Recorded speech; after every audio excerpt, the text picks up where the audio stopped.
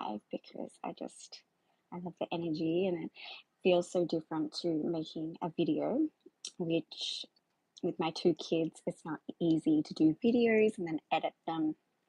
Uh, I do try and make them, but I don't end up posting them. So sometimes, like now, when my two boys are asleep, I can come on here.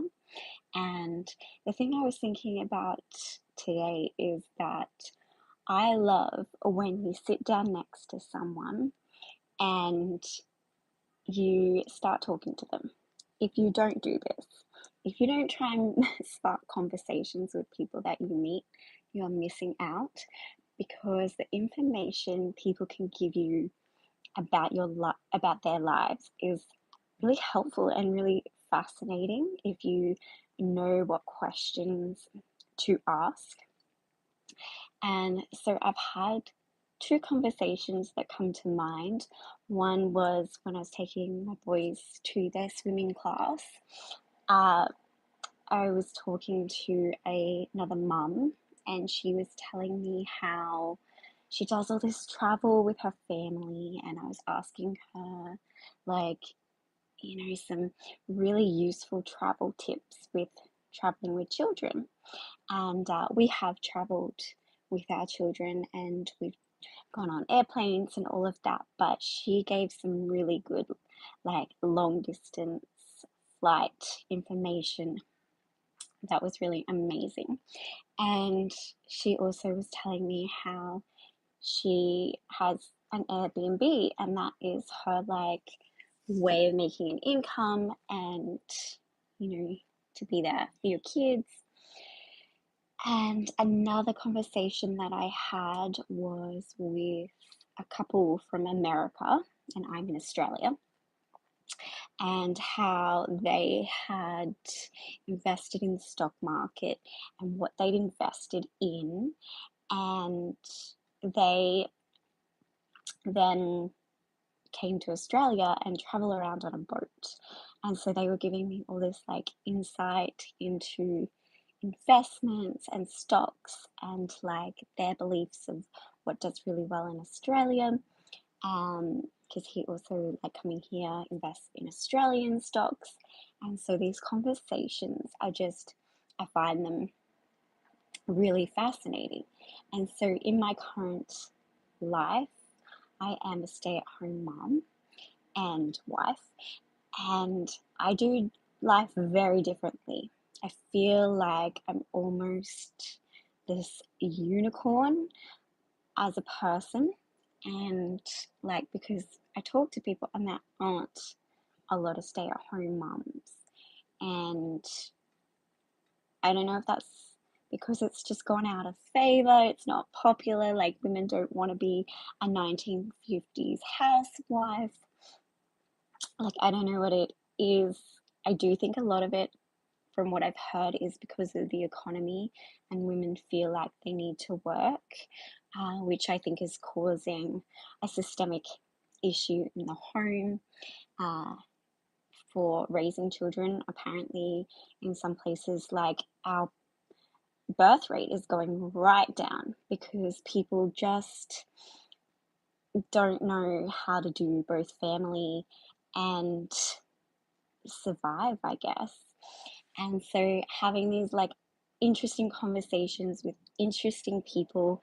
And so because I am a stay-at-home mom, uh, being able to share how I do it, why I do it, and giving my perspective of that, because there are very far and in between who do it. And the ones that I love on YouTube, it seems like they've made a way of sharing information really successful for them. And so they've had that basis behind them that they're able to support themselves and contribute to the family because they had something beforehand that they were able to add to their life.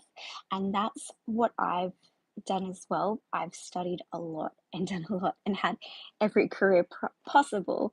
And so the financial side of being a stay-at-home mum hasn't been as hard because I have, I guess, um, how would I say it?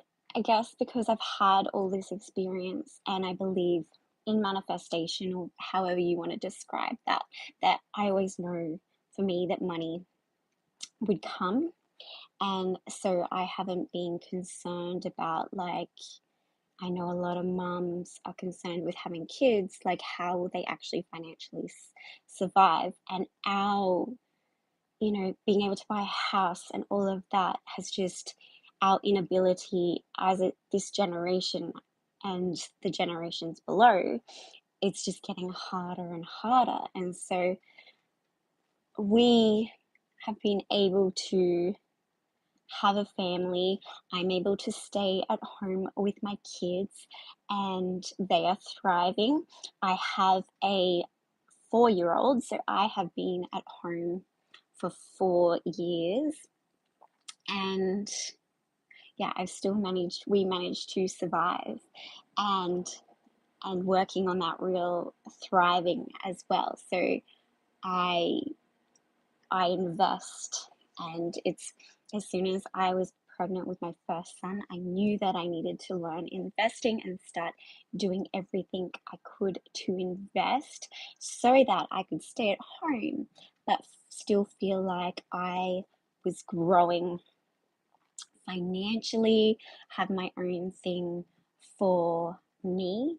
And I don't know if you're a man or a woman, if you have kids, if you don't have kids, but having this conversation is huge because I hear two schools of camps. Like, I'm not going to have kids, whether that's childhood trauma, um, or it's just like a financial belief that it's not possible anymore. And I can honestly say that it's been the most fulfilling thing. And I think it is the most fulfilling and rewarding thing a woman can do. And the issues now are that women aren't even fertile anymore. So it's like there's so many issues here. And this is not going to be a conversation for everyone that wants to hear it.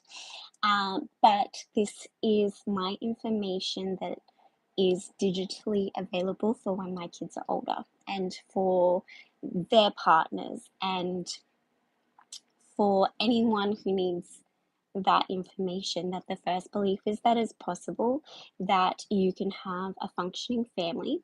So I was raised in a dysfunctional, not stable family unit. And so my number one belief was going to be that if I was going to have kids, I was going to stay at home with them and raise them, because the first 3 years of their life, they need to be with their mum. It's for there to learn self-safety and to feel their nervous system is really regulated, and so they can go out in the world and feel safe. And so if I was going to have kids, I was going to stay at home with them, and like I wasn't going to go back to work. Like a financial above the family unit is you need to be able to eat and have a roof over your head. But I just always believed that if I was going to do it, I was going to do it right. And so now there's all these issues with, people delaying, and then there's like a lot of infertility because of delaying having kids. And so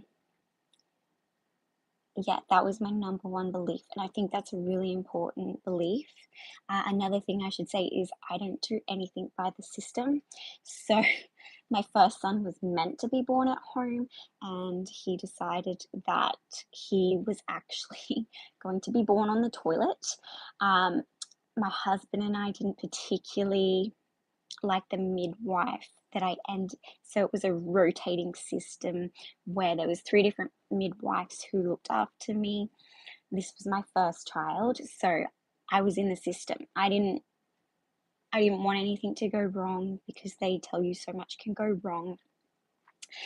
And yeah, so we when my husband called up saying, she's ready to go into the hospital, uh yeah, we got the midwife that my husband and I weren't huge fans of. We were also, this was around our COVID time, so there was a lot of like hospital issues, and people were very defensive about COVID, and so there was, those sort of stuff going on at the time. And so my son decided I went to the toilet because my midwife told me to wait at home, and I ended up, having him on the toilet.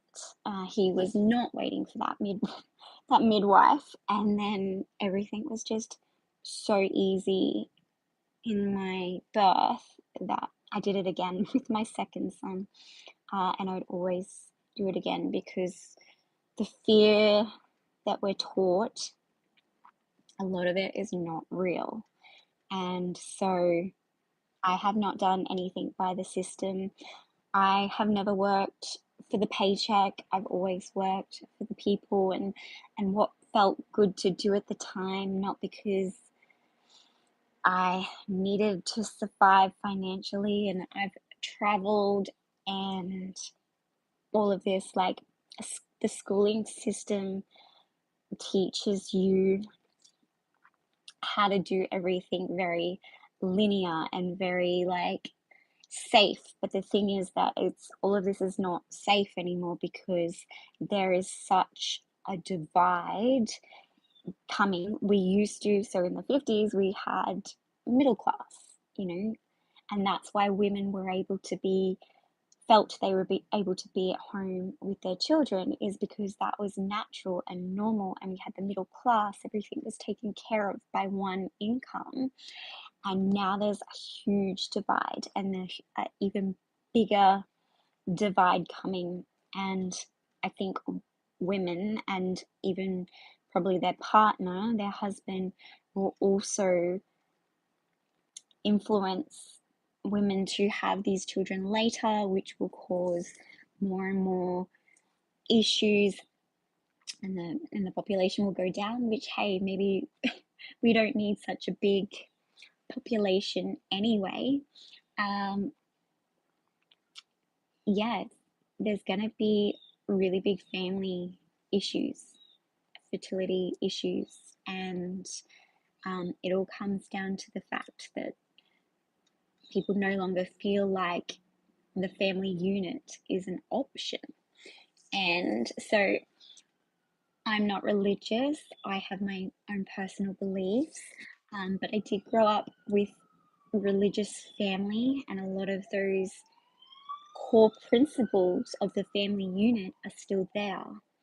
And some of those are really beautiful and normal. The ability for a woman to stay in bed for a month after she gives birth to, really help her body and recover is just gone. And like, that's, people haven't even heard of it. They haven't heard of the golden month, like, we're in the West, we're so ahead in so many ways, but we're so behind in other, like, actually nourishing the family and the soul. Like, we've lost all of that.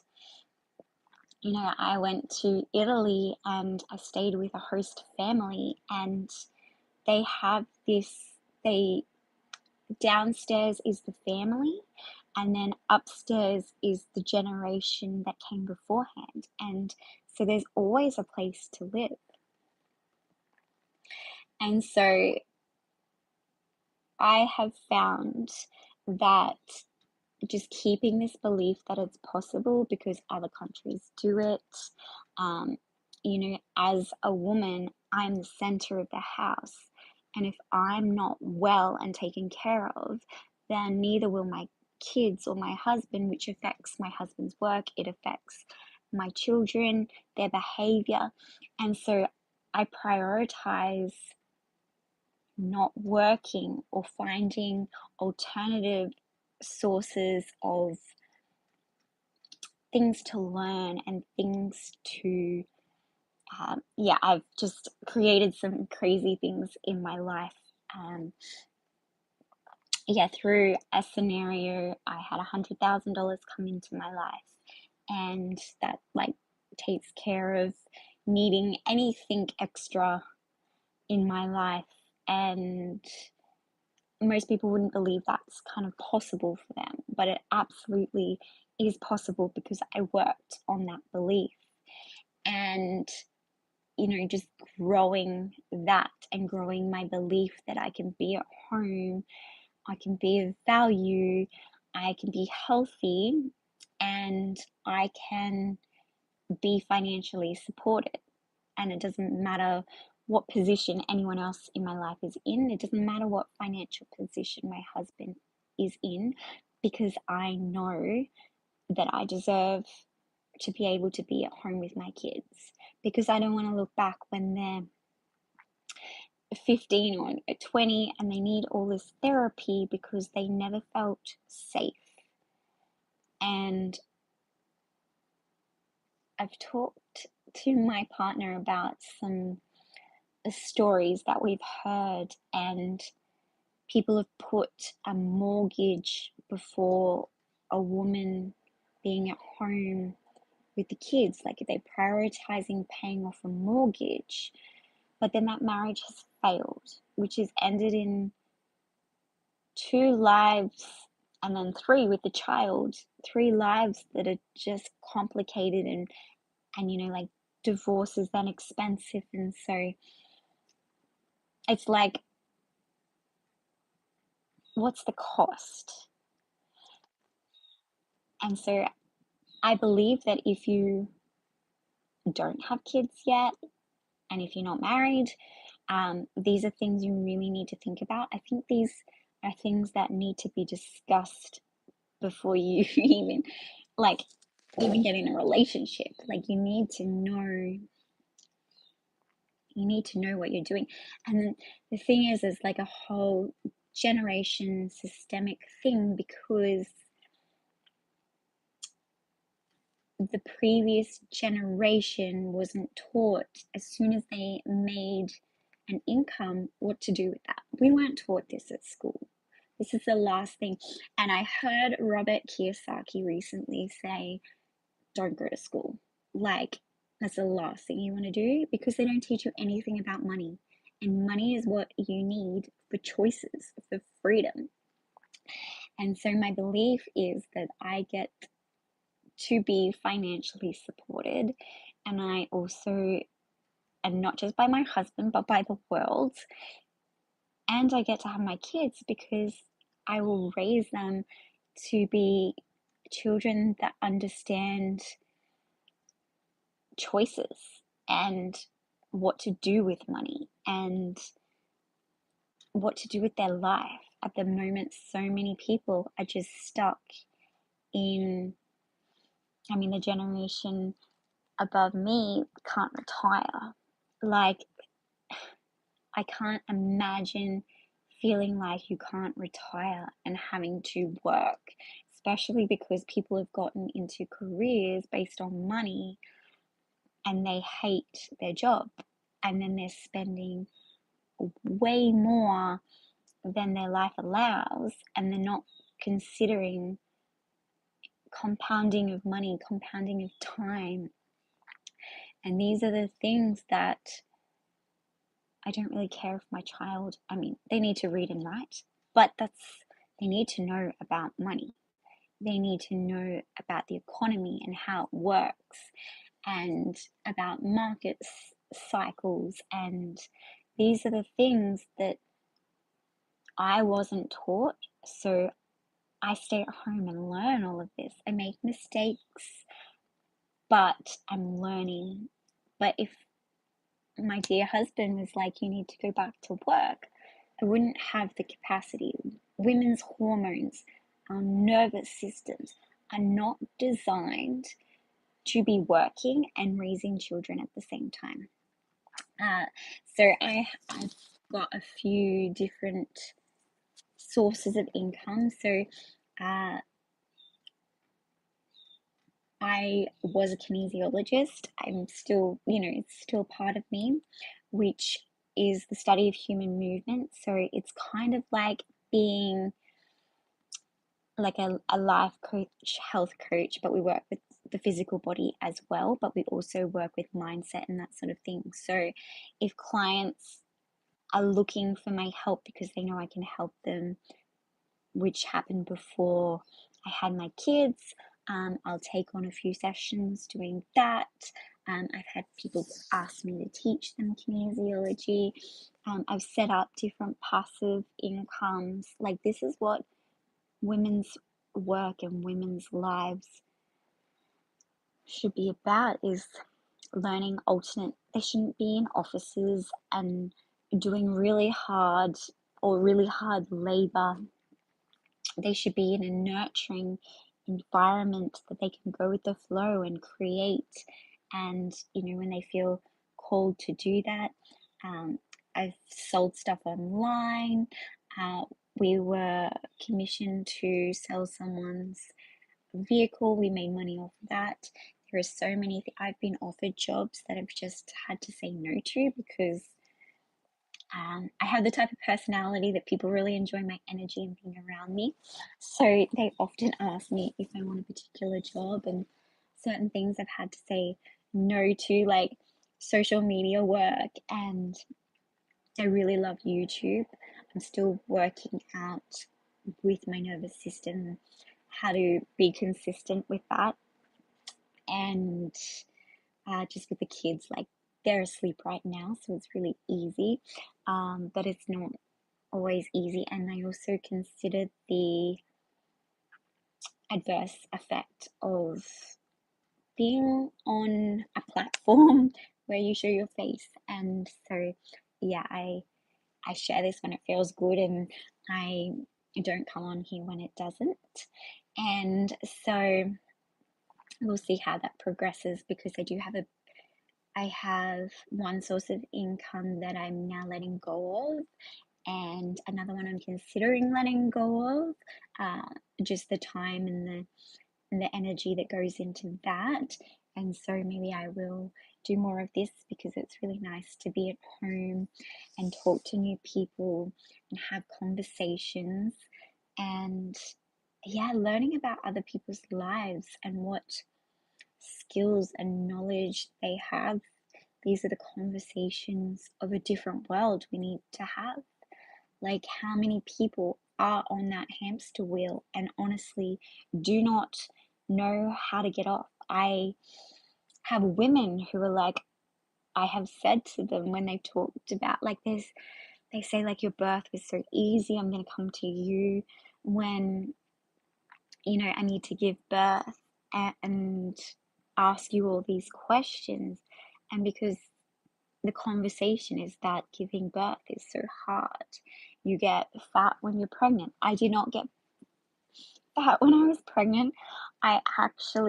My midwife was concerned that I didn't put on enough weight, because I only put on 7 kilos. I'm not sure what that is in other measurements, but um, yeah, it's a very low amount of weight. And I ended up having a beautiful, perfect, healthy baby. And that's just fear. And there's so much we're taught.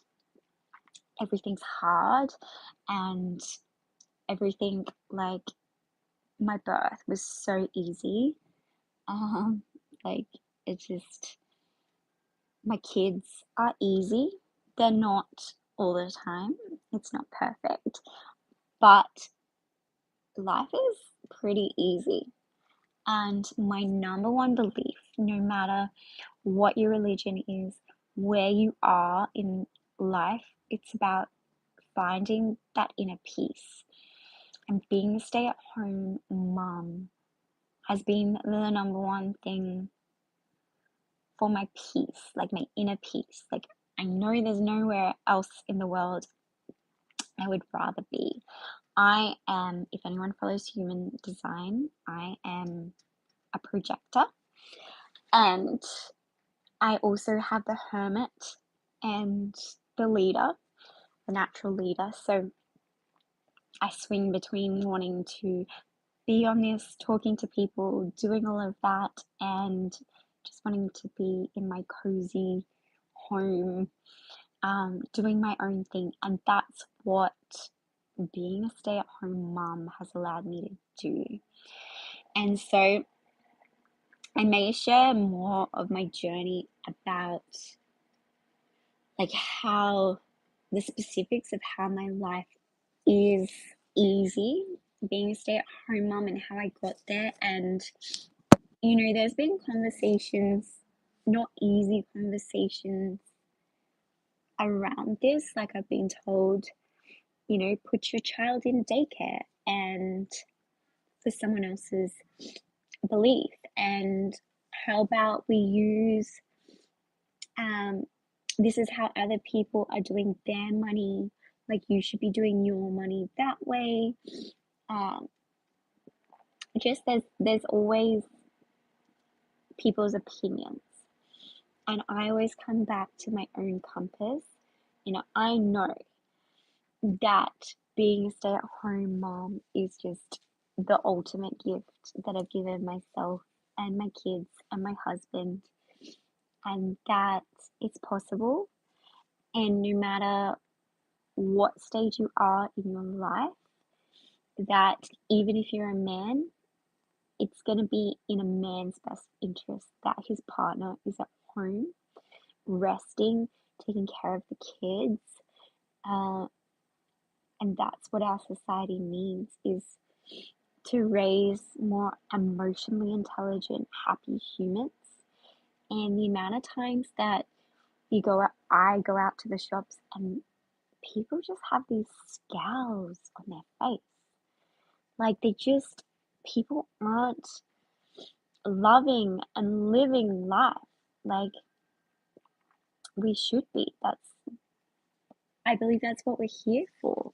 But we've been conditioned and told that that's not what life is about. It's about making money, and a lot of people aren't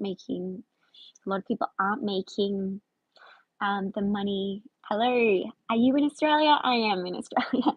Maybe you can tell by my accent. But yes, like we're being told what's important, and the very generic way of getting what's important, when it's not actually people. I think people are dying a bit inside. There's not enough people out there who are genuinely feeling complete in all aspects of their life. Like I believe if you have 3 pillars, you're probably 1% of the population.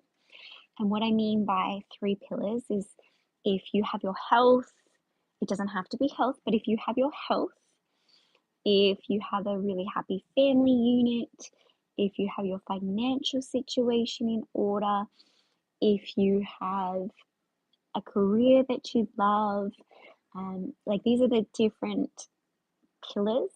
You only need 3. You want all of them, but you only need 3 in order to really start living and loving and enjoying life. Yes, I mean, so that's working on having 3, and my belief is having all of them. I believe we can have all of them, and I want all of them. And so, like, I have my health, and I have a really happy family unit. I think the financial one is tricky because everyone's like a millionaire might want to be a billionaire, and like knowing what that level for you is. But I think focusing on that like 1% better every every day, every year. That's the goal, not, and feeling good about money. And it is such a big learning curve. The financial one is like the thing. So my biggest thing I studied was relationships, because I knew I wanted to have a beautiful relationship. I was from Scottish. Hi. Um, I knew that I wanted to have the family unit because I didn't grow up in the family unit. I didn't even see any happy family units around me. So I knew that that was my unicorn. That was the one that I was going to master. So I studied everything under the sun.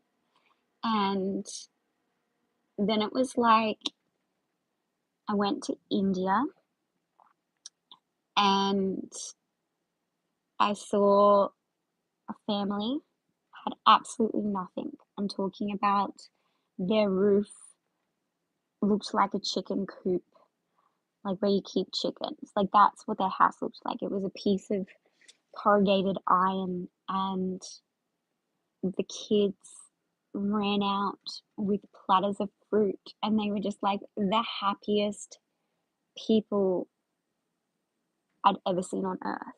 And you come back to Australia and some conditions aren't great, but people here just, they don't look happy. Like everything is a problem.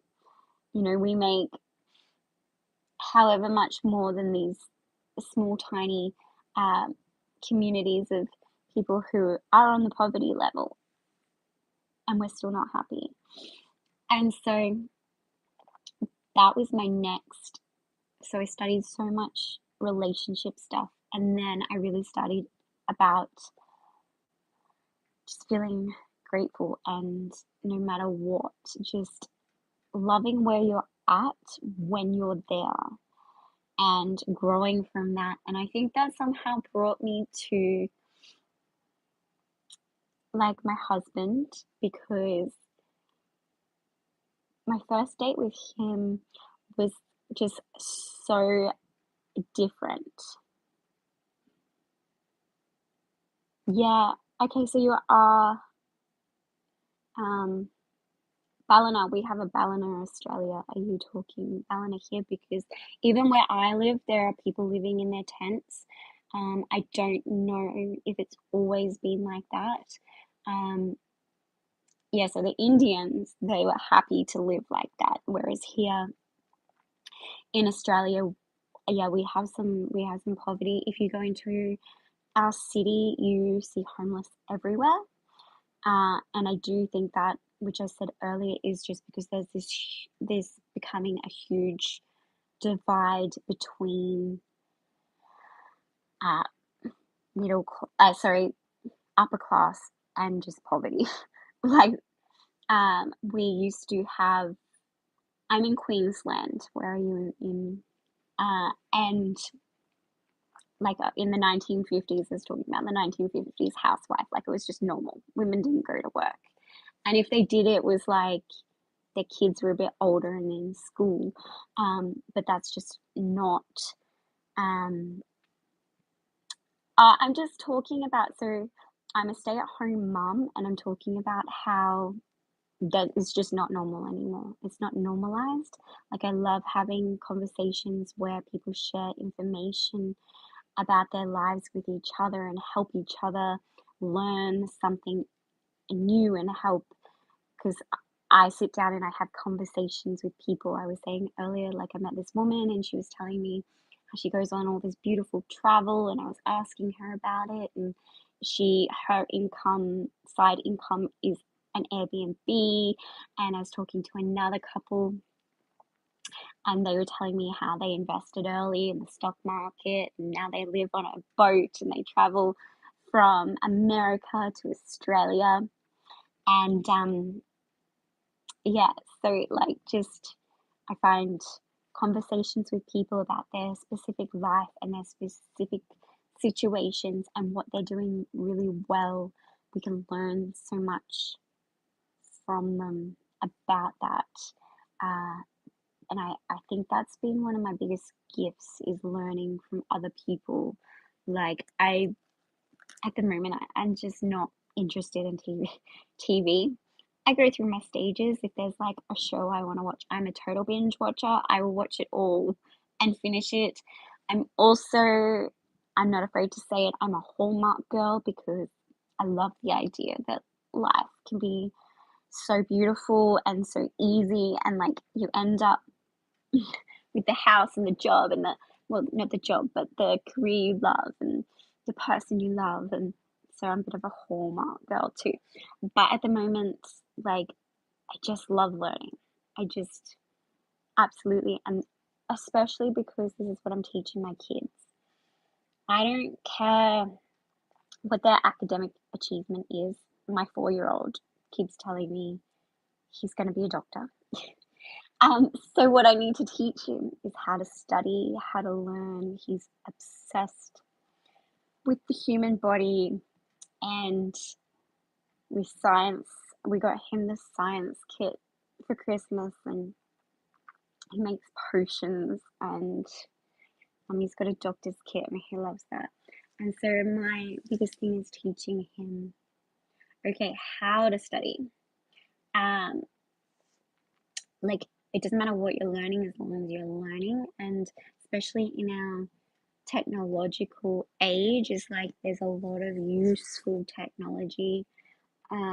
He's allowed to pick something to learn on YouTube, but he's not allowed to sit there and scroll and like teaching someone, your 4-year-old. Yeah, I want my 4-year-old to be happy.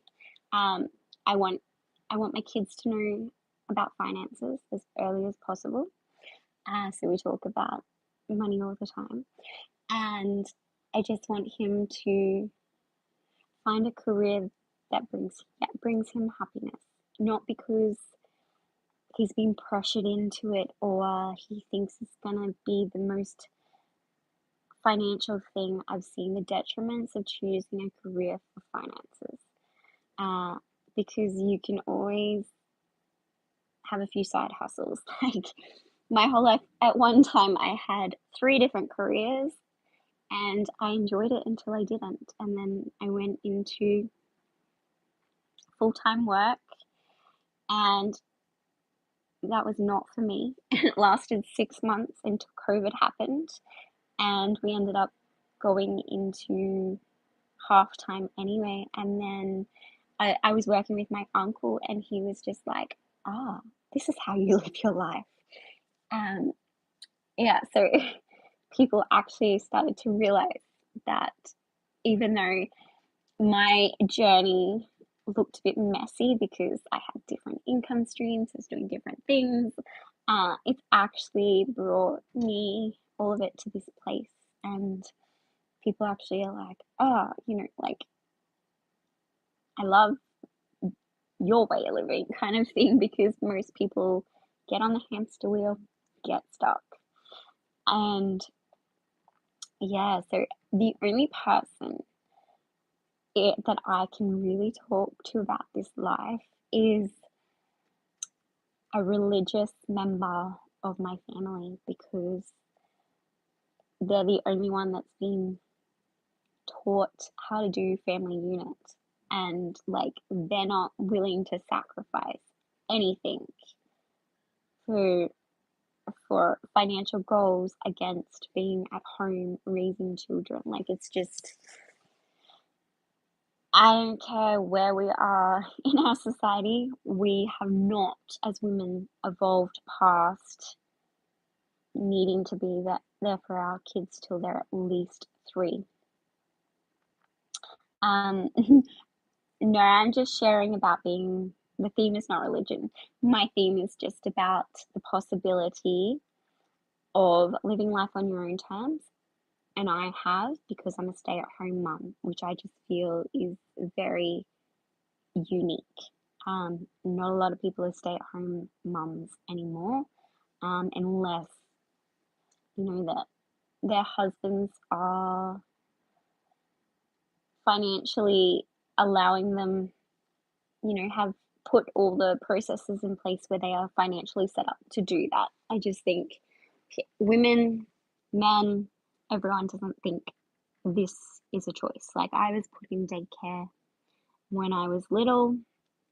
That was just normalized, and um, it's just, it creates, I believe, a lot of issues, and people feel that they have to do that with their children. And yeah, I would just love having a see. I would love to be able to record some of the conversations that I have with people about these conversations, because the whole system is not working. And and I get a lot of people come to me for advice about how to do things differently, and each situation is so different.